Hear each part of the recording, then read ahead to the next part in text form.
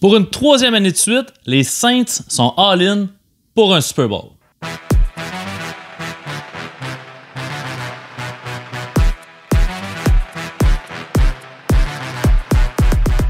Ben oui, le bon vieux Drew a signé un contrat de 2 ans à 25 millions par année pour revenir essayer de tenter de gagner ce deuxième Super Bowl-là qui essaie de gagner depuis maintenant 3 ans. Si c'est pas les arbitres qui l'empêchent d'y aller, des fois c'est un miracle au Minnesota. Bref, les Saints y mettent tout en leur pouvoir pour l'aider. Par contre, cette année, on voit l'arrivée de Emmanuel Sanders, receveur que j'aime beaucoup, à 2 ans, 8 millions par année. Donc, je pense que ça va vraiment aider beaucoup cette attaque-là. Après Michael Thomas, ça faisait quand même dur au poste de receveur. Tre'Quan Smith, il n'a pas prouvé qu'il était capable d'être le receveur numéro 2 de cette équipe-là.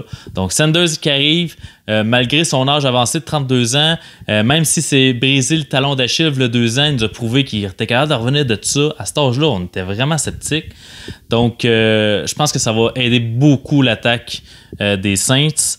Ensuite, autre chose qui va aider beaucoup l'attaque des Saints, qui va passer un peu inaperçu, c'est la signature de Andrews Pete, le garde des Saints, qui c'était le choix 11e au total, v'là 5 ans des Saints, qui re-signe un beau contrat de 5 ans à 11,5 millions par année. Dans son contrat, 33 millions de garantie. C'est le plus d'argent garanti pour les O-line de cette année. L'année passée, il y avait juste Trent Brown des Raiders qui avait un plus gros contrat garanti que ça. Donc, c'est un très gros contrat, mais c'est un très gros joueur qui est sur l'All-Pro à toutes les années.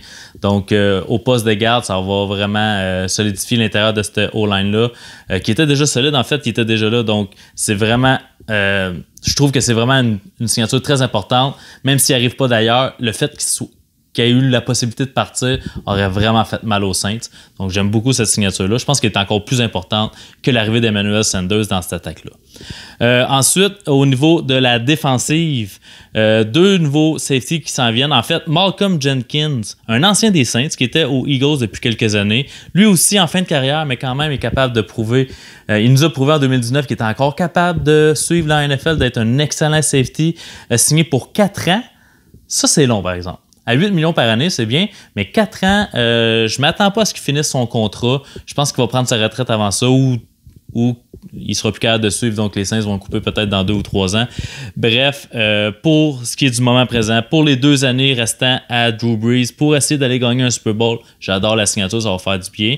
Ils ont aussi signé DJ Swearinger. Je sais vraiment pas si je l'ai dit comme il faut, mais ça va aider un peu à la profondeur au poste de safety parce que Von Bell est parti. Donc, lui, c'est un petit contrat, 1 an à 1,1 million. A été partant un petit peu avec les Texans. Sinon, il s'est promené un peu dans les dernières années, mais j'aime quand même l'acquisition.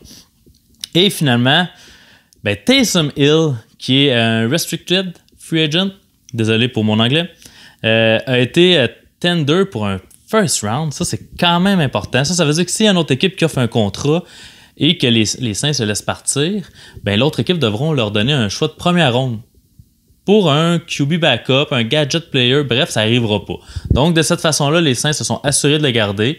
En contrepartie, ils sont obligés de lui donner un contrat de plus de 5,5 millions par année, je pense, quelque chose comme ça. Bref, pour un backup QB, on s'entend que ça allait être de toute façon plus que ça. Donc, très bon move, je trouve, de la part des Saints, qui nous dit qu'ils voulaient le garder, qu'ils ont un rôle pour lui. On l'a vu dans les dernières années. À toutes les années, ça monte son rôle et il est tellement le fun à voir jouer. Donc, en tout et partout, je leur souhaite un Super Bowl. Les Saints, c'est une équipe que j'aime bien, là. Peut-être après les Raiders. Les Raiders vont gagner avant eux, peut-être. Bref, pour note sur 5 aux Saints pour leur off-season complet, je vais leur donner une belle note de 4 Super Bowls sur 5.